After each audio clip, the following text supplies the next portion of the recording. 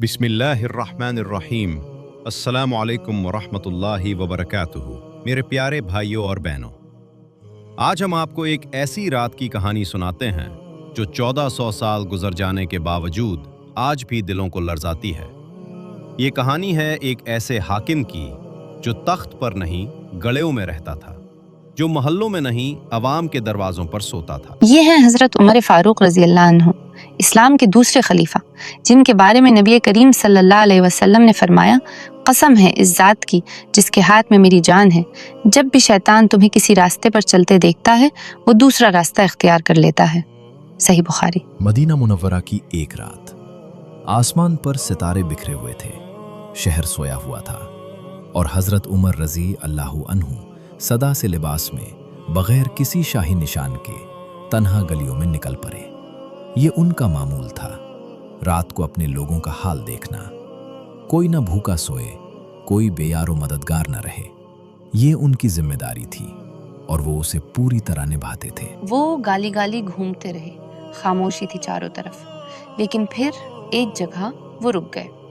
एक नन्ही सी आवाज, फिर दूसरी, फिर तीसरी, बच्चों के रोने की आवाज। हजरत उमर रजी अल्लाह अन्हु आहिस्ता आहिस्ता उस घर के करीब आए, दरवाजे के पास खड़े होकर कान लगाए। अंदर से आवाज आ रही थी, बेटा सब्र करो, बस थोड़ी देर में खाना तैयार हो जाएगा, सो जाओ मेरे लाल, बस अभी आता है। लेकिन हजरत उमर रजी अल्लाह अन्हु को कुछ अजीब लगा। इतनी रात को खाना, बच्चे इस कदर भूखे क्यों? उन्होंने दरवाजा खटखटाया। एक औरत बाहर आई, एक अनजान आदमी को देखकर चूक गई।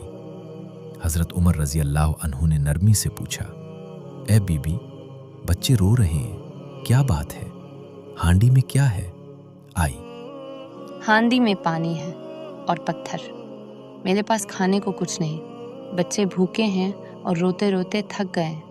मैंने आग जलाई ताकि उन्हें लगे कि खाना पक रहा है और वो उम्मीद में सो जाएं। और फिर उस औरत ने वो अल्फाज कहे जो तीरों की तरह हजरत उमर रजी अल्लाह अन्हु के दिल में उतर गए। अल्लाह उमर से हिसाब लेगा, वो हमारा खलीफा है, हम उसकी रैया हैं और उसे खबर भी नहीं कि उसकी रैया भूखी सो रही है। हजरत उमर रजी अल्लाह अन्हु ने कोई जवाब नहीं दिया, उन्होंने अपना तारुफ नहीं करवाया, वो बस खामोशी से खड़े रहे और उनकी आंखों से आंसू बह निकले।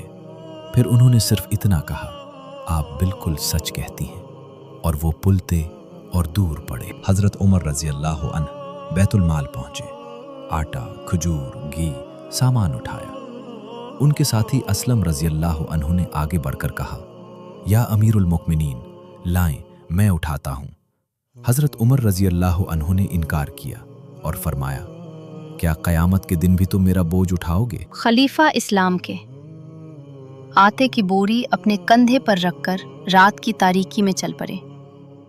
ना कोई लाओ लश्कर, ना कोई ऐलान, सिर्फ एक माँ और उसके भूखे बच्चों की फिक्र। वो वापस उस घर के दरवाजे पर आए, खाना पकाया अपने हाथों से, बच्चों के साथ खेले, उन्हें हंसाया, और जब बच्चों का पेट भर गया और आंखें नींद से बोझिल हो गईं, तब वो इत्मीनान से उठे।